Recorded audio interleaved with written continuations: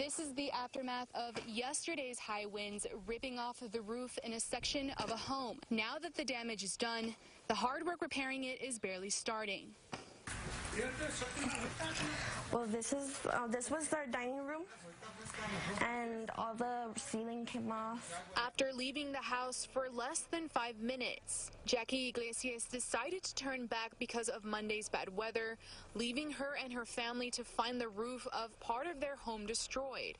I just thought the roof was like blown off, but as soon as we got into the house, like all the ceiling and like all the chandeliers, my ceiling fan was like on the floor, and it was bad. A section of the home's roof ripping off, which Iglesias says her dad was remodeling for the past couple of years. When my dad came as well, he was shocked because he works in Van Horn.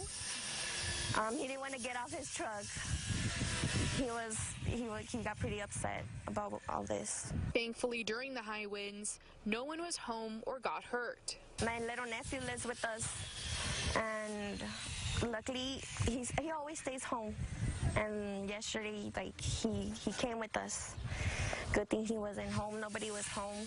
Iglesias' family showing support by helping replace the roof and raise money to cover the repair costs. At first, it was kind of like, I guess a little bit like they were a little bit embarrassed to ask for help, since it's kind of like we want to kind of do it on our own. But since they didn't get a lot of help, she was the one that helped me out, and she was like, what if we go a GoFundMe page? I appreciate each and every one of them for coming over here and helping us out. A fundraiser for the Iglesias family has been created to help with the repair costs. We'll have that information on our website at ktsm.com. Reporting in Tornillo, Tatiana Favela, KTSM 9 News.